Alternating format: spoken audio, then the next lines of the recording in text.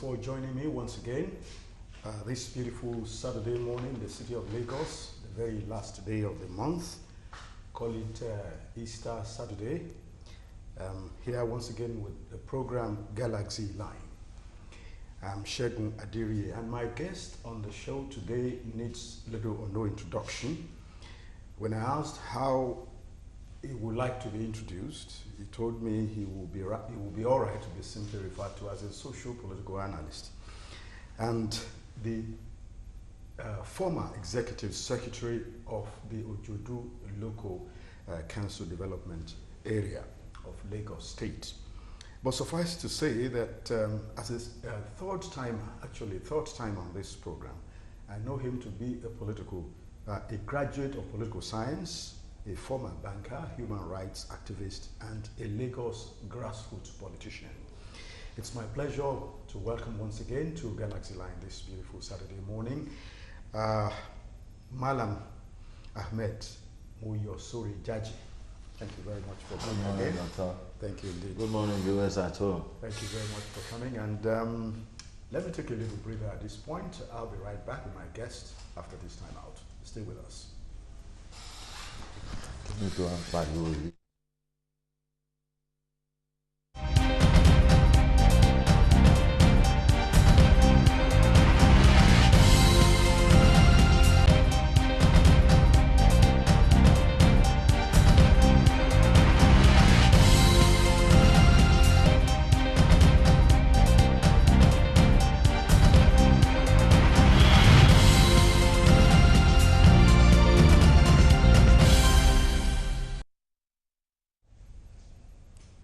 Yes, welcome back to the program. As a matter of fact, we're just starting. If you are just joining us, you haven't missed anything, absolutely. And my guest, once again, is the former executive secretary of the Ojodu Local Council Development Area of Lagos State. And in the next 50 minutes or so, we shall be talking about wide-ranging issues, social, political, and of course, trending issues, in the polity. And let me start like this. It's like you've been lying low, a little bit lying low in a couple of months. What's happening really to you? Well, since you left office as executive secretary. It was just coincidental that one would decide to take it easy. Because the experiences one garnered after the short period we were in office wasn't that palatable, and ipso facto one should sit down and be watching events as they unfold.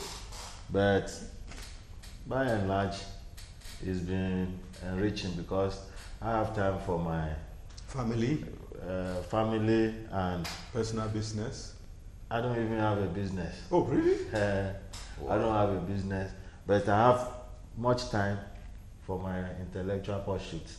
Okay. That's self-development. Have you gone back to school or something? No, I'm at home. These days, to some of us, schools don't really matter. Anymore.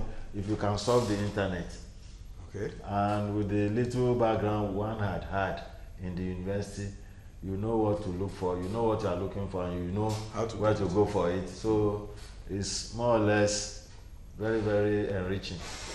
Some people, even as they are enjoying a particular high office, another bigger job is already waiting for them. It's a question of just leave that one, is hopping on to another one. What has been your experience, as a former high public office holder in Lagos? Well, it's not, you have very few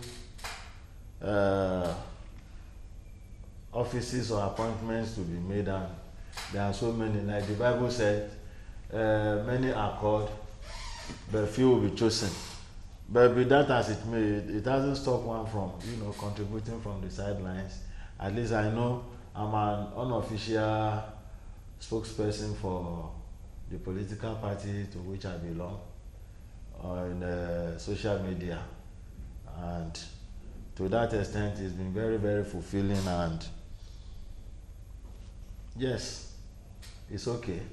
Not all of us will occupy offices, but the most important thing is the chance you were given. What did you make of it? To that extent, I know the people of Ojodo LCDA will have positive things to say about me. And your tenure? About our tenure. Because I don't want to personalize it, because I had 4 other members of the committee. I happen to be primus inter pares. But, first among this core. Yes, you know. But we had a very, very, you know, fruitful tenure of office. All right. Some government officials also haven't served so meritoriously in high office, retire finally into penury. How do you look at such a scenario? Some will say it's entirely the fault of such people, you know, for not amassing enough, you know, enough wealth for themselves before they leave office. You see, if one should look up to some people, I for one, I look up to Alhaji Lateef Kayode Jakonde, and for all my political... Was he your mentor? Very much so. And I try to tailor my, you know, activities as a politician after his own. Alhaji lived in Ilupeju before he became governor. He lived in Ilupeju when he was the governor. He's still living in Ilupeju. Up to now? Up till now. The same house? The same house. But maybe well renovated now. Not necessarily. I mean, if you compare him with others, if Jakonde owns half of Lagos today, nobody should doubt it. Every developmental thing you are experiencing in Lagos today, Jakonde had the vision to have taken care of some landed, you know, properties for subsequent governments. You look around Lagos, it's because of his vision. LTV 8 is there. I was at LTV 8 day before yesterday, and I was telling a friend, look at the kind of land the government of Lagos State is utilizing for LTV 8. And it's because of somebody like that. People like Dr. Idowu Sobowale, as at that time, you know, they advised him on what to do, and he agreed. Today, anything you want to build on that land, you still have enough space to do it. Look at Jakonde Estates. And as at that time when he was in government, he collapsed shift system in Lagos State to single. And what did he do? He said they should build all this. As at that time, the precursor of the present PDP, as at that time, I want to remember the party's name, National Party of Nigeria. They were deriding him that he was building poultry sheds. Where those poultry sheds were located today are the places where functional, you know, and habitable classrooms and school blocks are being built. So I have that idea that I want to be like the man, and that was the way I did throughout. I mean, our colleagues were using policemen, and I asked people, why do I need a policeman for? Oga, if you don't do it this day, they kidnap people. They go and tell. But is it not true? It's true, but all the same, God is the final protector. Ultimate. Everybody. So all I made sure was, I always make sure I was not alone. I'll have people around me. So if you want to kidnap, that means you kidnap about 5 or 6 people. You know, and throughout our tenure, that was the way it is. And Alhaji Jakonde, the man was using this Toyota Crown. I remember he was using Toyota Crown in office. He's the secretary to his government, Alagba Olorunfunmi Bashoru, also was using the Toyota Crown. The Toyota Crown that Alagba Olorunfunmi Bashoru was using with Alhaji Jakonde was sold as scrap recently, because after he left office, he gave it to one of his younger brothers. And you will now see that amassing wealth in office Where are you going with it? What are you doing with it? But how come you now be suffering, having served so meritoriously for such a long time and in such a high office? You see, it's inconceivable. It's inconceivable, but that's and why should it be so? It's because we are, the Germans will tell you, Miasa Mia, that's a Bavarian dialect. Miasa Mia, we are who we are. Because when you pay so much attention to superficial things other than the real thing, you won't get it right. And that is exactly what is happening. And you won't go far. No. That is exactly what is happening in Nigeria today. The real things we are supposed to chase, we leave them aside and we'll be chasing mundane things. If you are okay with yourself, your conscience first. You knock on my door. The house I live in is just like that of Alhaji Jakonde. Before I became executive secretary, it's the same house I'm living in till now. And I don't have a single block. Added? No, not added to the house. Outside where I reside, I don't have any property anywhere. And I always challenge people to bring it out because, you know, politics is laden with a lot of lies. He has 2 houses in Magodo. Mm-hmm. There's 4 flats in Abule. About 6 jeeps buried somewhere. You now wonder that are people really thinking about it? Here we are. This is a committee of 5. And what accrues to the government is stated. And before you even start, you must have sat down to say this is what we want to do. And out of the 5, you alone will amount so much that within a space of 18 months, you'll be able to buy 2 houses in Magodo, 1 in Abule Egba and whatever. The car I use in office is the car I'm still using now. But you know, all over the place they will tell you that, man, the man has amassed so much. So anywhere you go, function, people will just be trooping out to say you should bring out of what, in quotes, you must have stolen from office. And they are not ready to listen to you that, man, I don't have it. What we made there, we gave it back to you. And politics is so monetized in Nigeria that if you are there, you don't do what you are supposed to do, you are in trouble. That is, if you are in public office, you are expected to be financing most of the Ikomo, that is naming ceremony in your vicinity. Fathers will die. You have to be part of financing somebody's father's burial or mother. The wife will give birth. Yes, you are going to be more. You must chip in something. Now you now sit down and wonder where do these people get the money to do all this type of thing, and at the same time you turn around to say he didn't perform. He has not performed. So when you are in such a situation, you have to be very, very firm. That at the end of the day, when you leave, it's either EFCC will come after you, but most importantly, what kind of name are you leaving for your children? Now, this is a critical point to raise at this point. Okay, you try to restrain yourself from going this other horrible way. And then you come out, and it's like nobody cares about you. Oh, you are just rotting away there. You are just wallowing in abject poverty there. Nobody is looking at you. And in fact, they make you look like you are a fool. You were there, you didn't take care of yourself, you are a fool. What do you say to this? You see, I read it somewhere that the most important consideration for you as a person is what you think of yourself.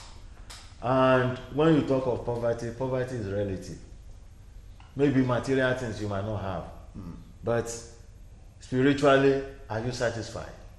Anytime you want to sleep, God, thank you for the gift of today. I ask you for the gift of tomorrow. But as I'm sleeping now, I thank you for the opportunity you gave me to serve my people. And the opportunity to be able to sleep to sleep. Because some people, after chopping all the chopping, they cannot sleep.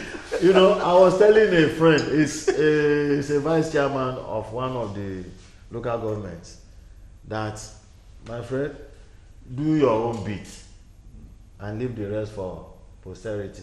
Wherever you go, people will still respect you that when this man was there, he was able to do this, he was able to do that. That is what Alhaji Jakonde is enjoying today.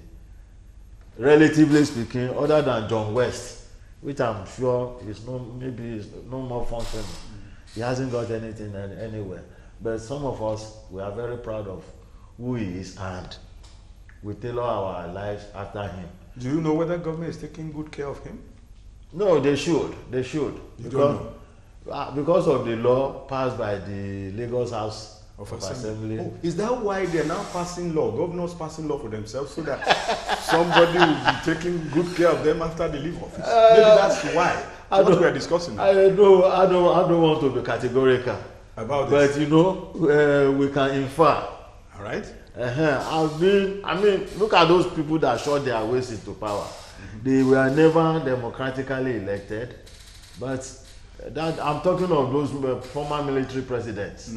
Or former military heads of state. They are collecting money.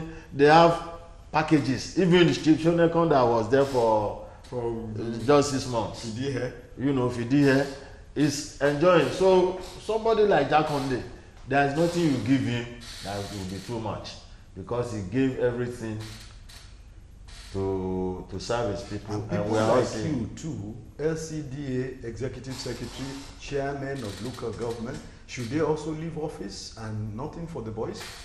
It depends. You know, in our own case, we were appointed. We were not elected. But I think those who were elected, that ipso facto, there must be an arrangement for them. Because I know when we were there, we were paying something called severance pay. We were giving former councillors or whatever, those who must have served before us in elective capacity. And in our own case, maybe we were not due for it because of the technical lacuna. Okay. Maybe if you had spent 2 years, maybe it would have been another story entirely. But we spent 18 months. But it doesn't matter whether you are giving or not. You must be able to sit down and ask yourself, have I done the right thing? Your conscience will tell you if you have done it right or you didn't do it right. So to that extent, I'm very, very comfortable. Right. Let's move on to some other more general areas. How do you describe the local government you left some 1 year ago or so, as it is now? Well, I made sure. Or you don't bother to look in? I refuse to look in, because I must use this opportunity to bring it to the generality of the people. We were in the same party, but because of the nature of the kind of politics we play here as in Lagos? In Nigeria, okay, generally, you are in the same party, but the kind of enmity being exhibited within the party to fellow party members is even higher than what you do to somebody opposition party who is not in your party. So as a result of that, some of us that are self-respecting, we just kept our distance, be watching events. But you know, to a very large extent, those who took over from us, they've done relatively well too.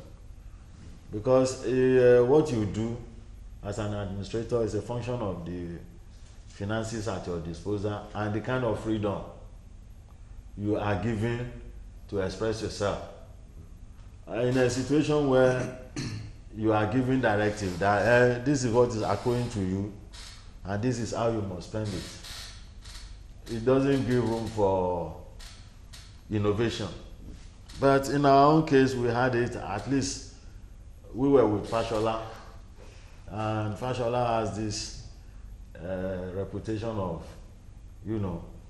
laissez-faire attitude to it. My friend, go and do what you are supposed to do and let me see. And to a large extent, that was the experience we had when Ambode also took over.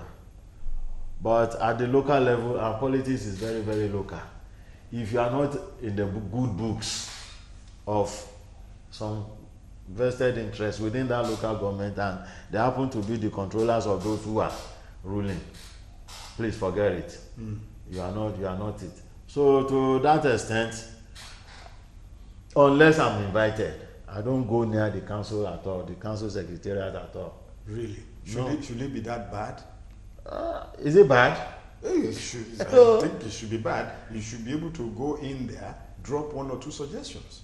If we are called upon, but in a situation where the kind of opposition you have or you had, it was stronger within your party than even those outside the party. You should be able, because when I found myself in the local government level, what I told myself was that wherever you find yourself, make a mark. Let them be able to say somebody so and so pass through this place. Okay. And I made sure I did that. All right, let's move on. The next general elections is around the corner, isn't it? Yeah.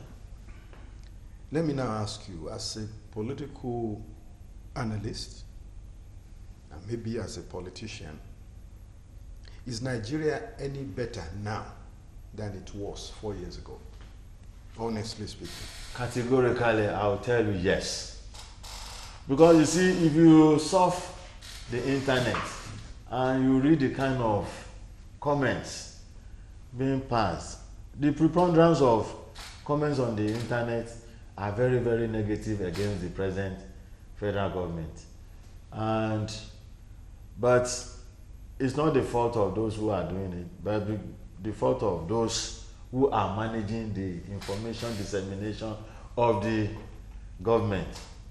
Because I cannot be in Lagos and I will be able to know what is happening in Kaura Namoda. Kaura Namoda is part of Nigeria. It is somebody's duty to make me realize that something is happening there. Day before yesterday, I watched the vice president on the telly reeling out figures as to how much the federal government has spent. But for God's sake, if you are in Lagos, you might not be able to appreciate it. The Federal Ministry of Works is doing a lot of, road construction and whatever. But nobody is saying anything about it. And if you don't blow your trumpet, if you give it to another person to blow, he might not blow it the way you expect them to do. So one would have expected that Federal Ministry of Works, because of the gargantuan job they are doing now, they should be able to be, spending money on information that this is what we are doing at this particular place, and for don't know the lie. But for governments who are not ready to spend money, they say there's no money. There is money. Are they not shooting themselves in the foot? They've already done that, and maybe with the involvement of Asiwaju Bola Tinubu, gratefully, because if he hadn't swallowed his pride and decided that yes, this is a house I assisted in building, I will not allow it to crumble. We'll get to that. Things will not have been the way they are. But I can tell you, this government is doing fantastically well, and this president Buhari has done more than any of those before him, with the exception of Yakubu Gowon. But Malam, wait. You are probably talking as a politician, as an APC. Look, the general sentiment, I'm sure you know this, is that a lot of hopes of the people are dashed by the Buhari administration. Yes. Is that not true? It's true. Now. And no, dashed. Bill Gates came recently, he was talking about human development. Yes. To the detriment of the physical development to the detriment of human development. Yes. That's what he said. But how did people translate it? Bill Gates was not, as far as I'm concerned, he was not criticizing the federal government. What he said was, shift your focus from infrastructural development to human development. But for God's sake, infrastructural development, that's why somebody like Aregbesola is a man after my heart. Aregbesola knows that Osun State It's an agrarian society. You produce something in the field. How do you get it transported to those who need it, either in Lagos or Osogbo or in the urban center? That was why he made sure that most of the road network over there, that's infrastructural development that is aiding somebody who is a farmer. We are talking about is a human being. But you see, the whole thing now boils down to how you manage the mix of information dissemination. If you read what is being written on the internet or Facebook or whatever, you think that Nigeria has gone comatose. And as far as I'm concerned, it's not like that. People are really working. Yes, I'm a politician, but these are facts that cannot be denied. You know, Onitsha Bridge, second Niger or third Niger Bridge, had been there for God knows when. It's been attended to now. How many people are talking about it? And if the necessary ministry does not talk about it, it will stay like that, and people will say they are not doing anything. Look at this road, Lagos Ibadan Expressway. A friend of mine, Barrister Ubani, was talking about it, and we had to tell him that, look, you are a lawyer. That road is an abiku, in the sense that the previous government gave that contract out to a company belonging to Wale Babalakin. Wale Babalakin is in court making some demands. That's issue number one, affecting that road. The Senate itself, the Ministry of Works, they put their budget to the Senate. The Senate, in its own wisdom, decided to excise close or over 10 billion from it. And these contractors, if you don't pay them, they don't work. So what are we talking about? So the whole thing is systemic. And until we all sat down and say, yes, we want this country to work, nothing will move. And nothing will move if we don't put aside political sentiment, ethnic sentiment, or whatever, to say we want our country to. We are privileged to have gone outside this country. Those who did wonderfully well in this Emirate region, they started desert region, they turned it into paradise now. You need to go to Doha.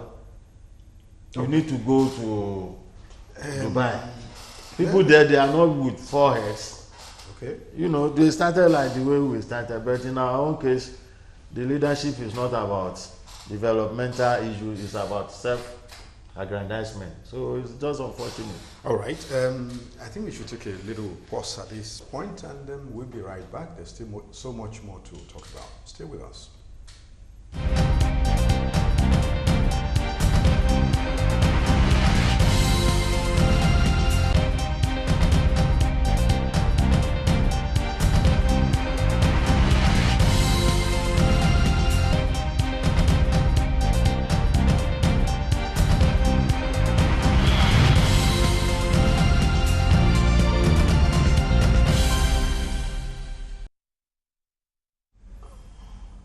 The program is still GalaxyLine, and my guest in the studio is Malam Moyosore Jaji, the former executive secretary of the Ojodu Local Council Development Area.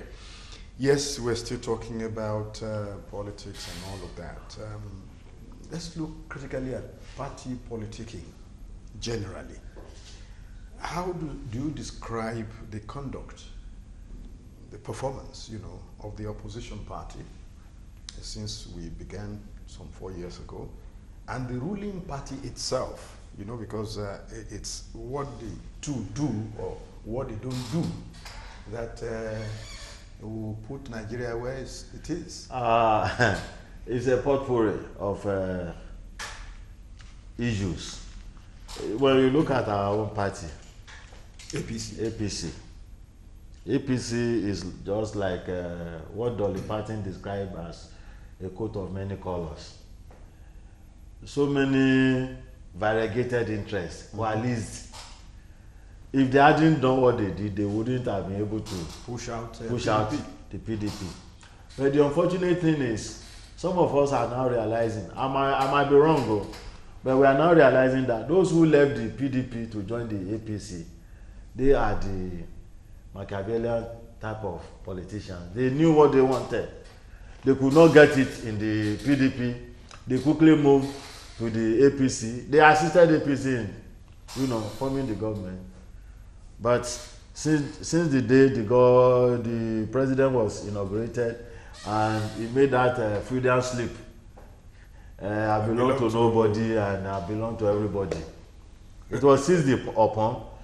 I can tell you categorically today, no matter what anybody says, those who are in the National Assembly, PDP is controlling now.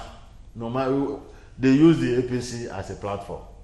But what is the essence of a party striving to have majority of its members in a particular legislature? It's because you want seamless passage of laws that will make you effect the promises you must have made to the electorate before you were elected. But we found out that the greatest opposition to this present government is from the National Assembly. And I can remember when I came here, before even things degenerated to this level, I was telling you that this 8th Assembly is the most irresponsible, insensitive, rapacious, and whatever. More. And to one's consternation, I should not be happy about it, because for every folly they are committing is still keeping Nigeria stagnated. One should not be happy about it, but there's nothing we can do. They got elected from their various constituencies through one arrangement or the other, but today, if anybody says the federal government is not working, you check them. And the president himself had allowed himself to be hijacked. I just posted an opinion on Facebook this morning that somebody should dust up the APC mantra, because the party made promises to the electorate before they were elected in 2015. Why is it not possible that about 50% of these promises are not being delivered? It's at the doorstep of those who came to join. Their faces is of APC, but their actions are that of the PDP. I will get down to that properly later. But then, would you want to admit that the not too good performance, of the government in power has to do with lack of experience in governance? That's what some people have said is responsible. Lack of experience in governance? No. It's because of selfish considerations. You form a party. You don't form a party just for formation's sake. You form a party to achieve certain goals. And this is a party that came about because they are all small, ACN, CPC, and whatever. And some people sat down somewhere that before you can dislodge this PDP, Leviathan PDP, you all have to come together. And I can remember Rotimi Amici, the present minister for aviation or whatever, in one of the statements he made, he said when they were forming the party, during one of the meetings, that the tension rose so high that some people had to be begging Asiwaju Bola Tinubu that please take it easy, let us form this party, let us form our government. Now after forming the government, what happened? Some people somewhere decided that no, some people should be sidelined from the activities of the government. And whether you like it or not, you cannot bury talent. So if they now say because of lack of experience, it's not the experience, it's selfishness. And in a situation where the president surrounds himself with some people who had nothing to do with how APC came about.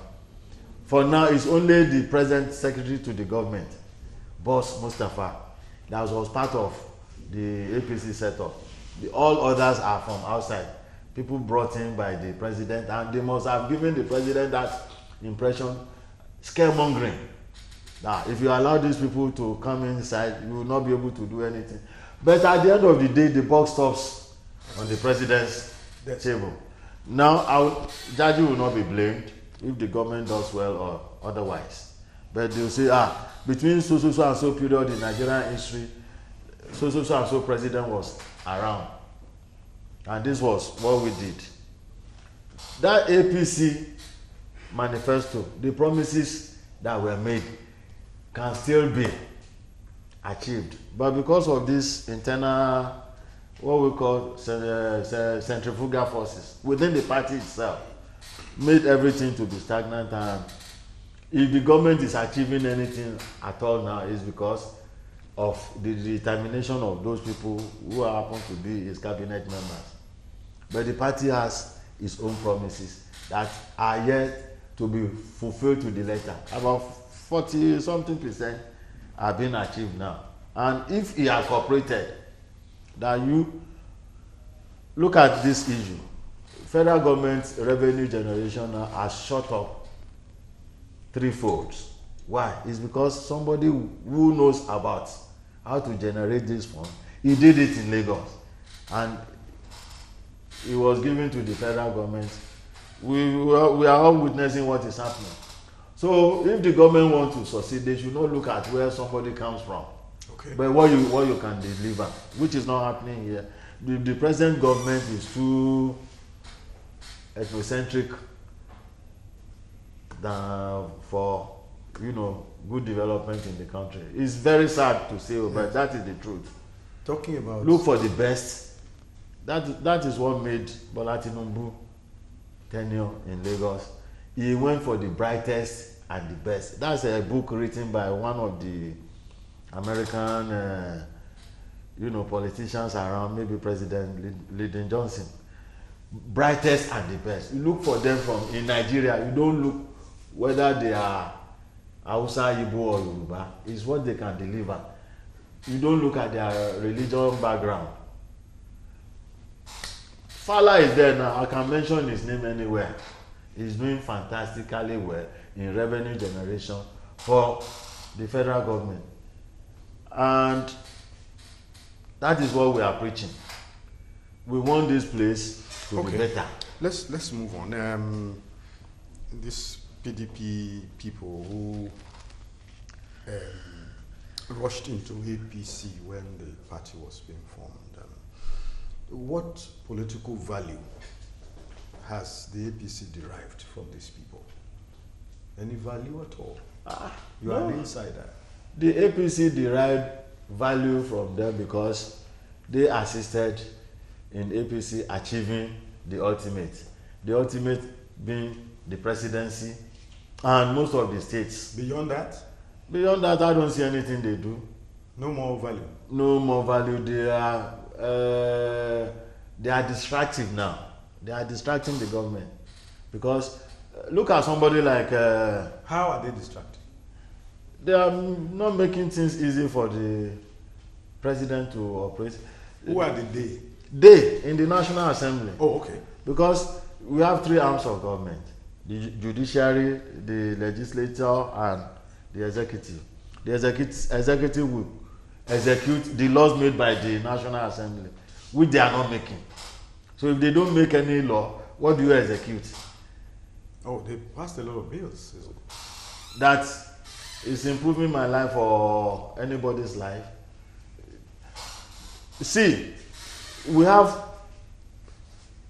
want to fight corruption. But you have senators also from Lagos. Are you condemning all those ones too? I'm not condemning. I'm just pointing out because what we expected from those from Lagos is to be seen to be on the side of the truth always. Have they failed you in that regard? They have not done well, as far as I'm concerned, because our own conclusion now is that the senators from Lagos or the Southwest especially, they've thrown up their hands that if you cannot beat them, you join them. And at the end of the day, when you are giving account of your stewardship, if nobody asks you, Lagos people will ask you. If nobody asks you about your stewardship, Lagos people will ask you. And if you are unable to convince, you might not go back. This is the present reality now. It has nothing to do with party affiliation or whatever. Because I expect people from Lagos to be known to say, no, what is happening, we don't want it. But Jabi Amila any day, we know where it stands. I have friends in the Senate too, who, because before they became senators, we were sitting down together, we chat, very fine lawyers and whatever. They are there now. What they will tell you is that, what can the minority do in the face of, even if it is obvious that nays have it, the man with the gavel will say ace have it. There's nothing you can do. So we are watching. But to say they add any value, look at Rabi Okwakonso. I remember when during the other time they say we should not be referring to the past, but some of us will not forget the past. When they were this governorship, governor forum, when 17 was made to be greater than 19, okay, Kwakwanso made a statement that they are going to teach some people how to play politics. So I'm not surprised when they came to the APC and they are teaching us how to play politics. You know, they are disciples of Machiavelli. You are going to left, but you faint as if you are going to the right. At the end of the day, now I don't know if they want to leave APC or still be in the APC, but because of their presidential aspirations, they make sure that the party is held down. You know. All right. Maybe I should put this question in at this point. Where do you place the error for the unending internal wranglings within the APC? Where do you place the error? I place it at the doorsteps of the president. Because they will tell you he's not a politician. Who is a politician? Nobody is a politician. But if you know you are not good, look for people who are good to be giving you advice, the right advice as to what to do. You know, and some of us that have opted to be defenders of this government pro bono, we know nothing. We know you are a great guy. No, it's a matter of conviction. I have so many friends in the mass media. I say, Daddy, what is this? These people, you are defending them, and people in government will tell you that you take it easy. Take it easy. We are all working, but they are not earning stones. So will you possibly get tired and crossover? I never. No. Really? No. Because this government is working. And what they are doing, like I told some people from Osun, that you will not appreciate what Rauf Aregbesola is doing in your state until he leaves. You didn't appreciate Baba Konde when he was there. It was after he left that you say, Baba Konde has done wonderfully well. Osun has no money. Baba Konde was able to build Bola Ige house. Where did he get it? All those very, very fine structures we are having in Osun State today was done by Aregbesola. People say he has taken loan. I prefer somebody taking loan and he will use it to build something I can see. Okay. And if I have to pay for it, I'll pay for it gladly because I know what he has used it for. Okay. Let's move on. There's so many issues. Yeah. All right. Impunity. Imposition of candidates. These are terrible evils that bedevil the political terrain in Nigeria, isn't it? Yes. Is this cankerworm not already rearing its head again? Let's assume maybe it died at some point. Now 2019 is around the corner. Is this cankerworm not rearing its ugly head again? You see, one needs to be a imposition. Imposition in quotes. One needs to be a practitioner to know. I'm a theorist because I have a degree in political science and I'm lucky I'm practicing politics. All right. So the way I will say things might not necessarily be the way others will say it. I will look at it from the intellectual point of view. We need to pity our leaders. You will be sitting in your house as a leader and your influence is spread all over the place. Because leadership is relative. You have some people following you, that's why you can call yourself a leader. These people, they are in their different constituencies, and they will come to you. Dr. Aderiye, I have a goat in my house. If you don't approve of the goat being made the counselor of my ward, we are going to lose there. Goat. Goat. I'm using it, metaphorically. If you don't approve of him, and you see, of it being made the counselor in my ward, we might lose. Meanwhile, the man that has gone to tell the leader that kind of story has vested interest in the goats. Okay. And the leader might not even know that goat belongs to him in his house. Say, well, I don't want to lose. We don't want to lose. Okay, approve. He will now come back to the ward and say, I was with the leader last night too, and the leader said I should beg you people, if you know you have love for me, the goat in my house should be nominated as the counselor for the ward. You see the game he has played. He's the middleman. He's playing it against the leader there. He's playing it against the members of the ward. But at the end of the day, it is the leader at the top that will be blamed, that is the one that imposed.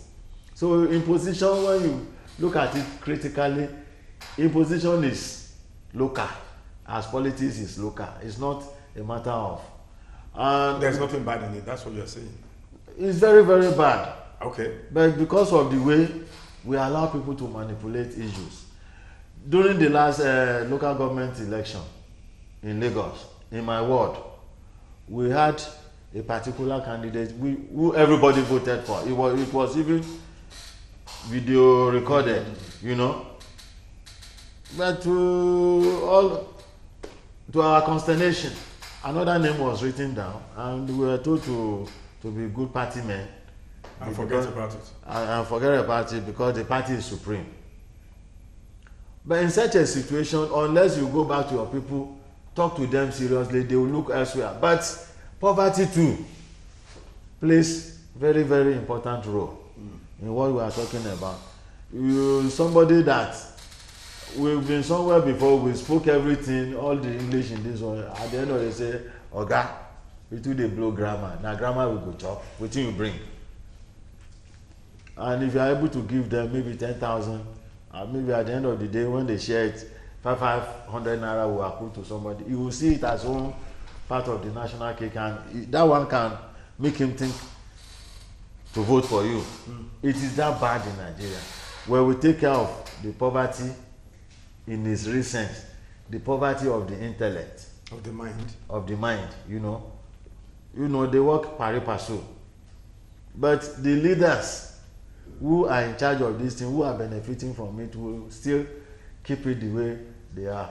I addressed some students yesterday that I graduated in 1985, and as at 1985, the United Nations admonished every developing country to be devoting 26% of their annual budget to education.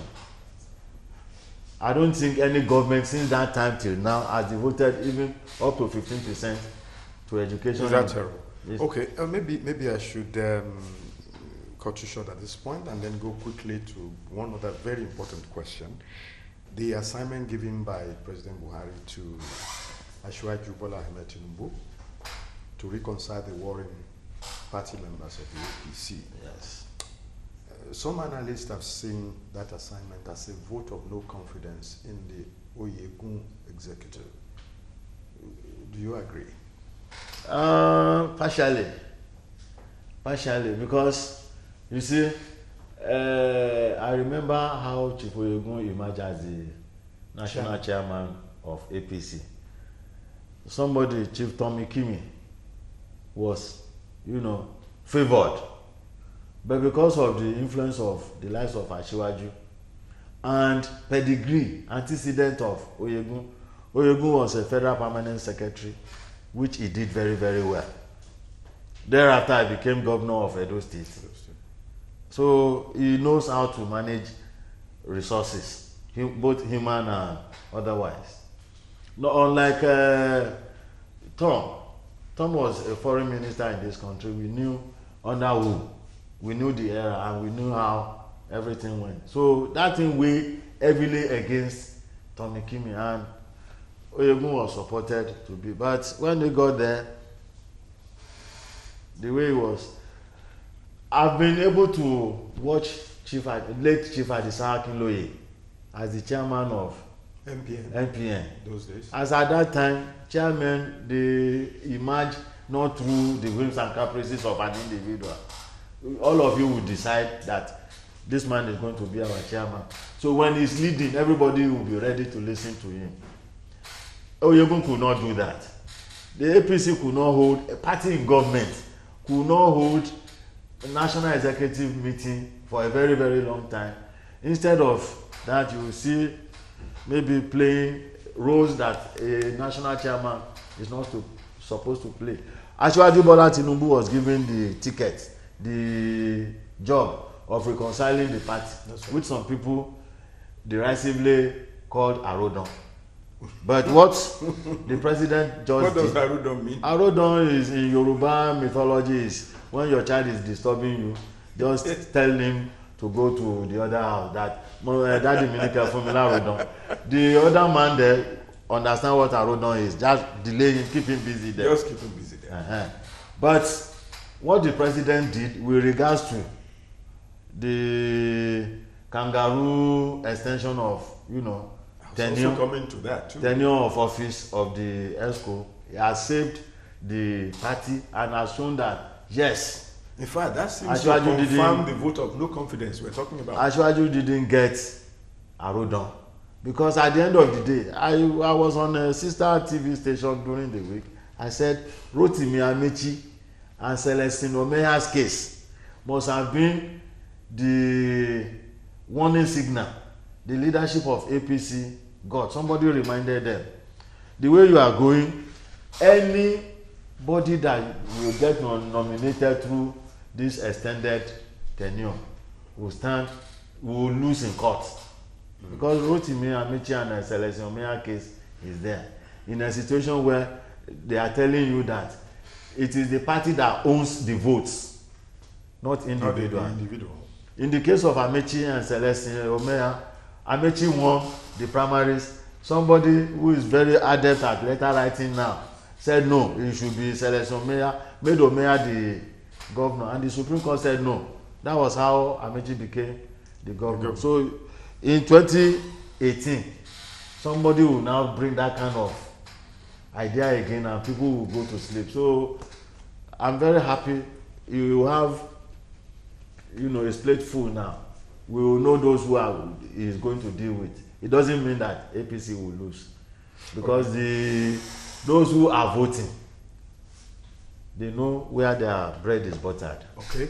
Now, within the little time available now, let's look at the assignment given Asiwaju himself. This clean the house, restructure the place. Some people have expressed a lot of pessimism that Asiwaju cannot succeed with that job. Number one, they say it's coming too late in the day. Number two, they said the man has little time, before 2019 comes knocking. What's your own thinking? Asiwaju has a very, when something was done, I wrote something and I put hashtag, I don't envy Tinubu, because it's a catch-22 situation. If he doesn't take the assignment, people will talk negatively about him. He has taken it, they are still referring to it as Arodon. But events are... He say he's planning to become president himself. Who? Asiwaju? No, if he didn't take it, he cannot be president in the foreseeable future because of the arrangement we have on the ground. Oh, really? If Buhari doesn't go for second term, who will now supplant him? Is it the person who will come from southeast or southwest? It will be another northerner. Okay. And that northerner will spend close to 8 years again if he or she is not voted out. So the arrangement has been there, it's been accepted, though it's not codified as a law, but it's a convention. But Asiwaju himself once, if I remember very well, said he will not mind if he has to go in for presidency. You know, he's a Muslim, first and foremost. And Muslim, we believe that it's only Allah that gives people position. Anywhere you are, you find yourself, it's not by your own making. President Jonathan became president, leave everything. If Obasanjo hadn't played God, Jonathan would not have become president. I have an issue for Obasanjo too on this program. It's third force, so-called third force. Who said he's even properly, galvanizing and getting ready to take over again. The laws of the land, electoral law, has defeated him. Along that line. No matter what he does. It's not possible. It's not possible. But first, what about his third force? His third force is a political party. And if they are a political party, maybe okay, they are stealing money somewhere that can be utilized. But Nigerians are so wise now that they collect the money and still do what they must do. Oh my God. So we are not bothered. Yes, it's like this is where we're going to run the show. Just draw the curtain of the program for the show today. I'm hoping maybe sometime again we'll have you come around. I appreciate it. Thank you very much. Thank you very much for being my guest. You guys are good. That's how it's going to be for this weekend, the very last day of March 2018. And it's been an Easter Saturday, if you call it that. Next week I'll be back, first week of the new month. I pray I'll be here with another guest. Thank you very much for being with me on the show today. See you next week. Bye-bye.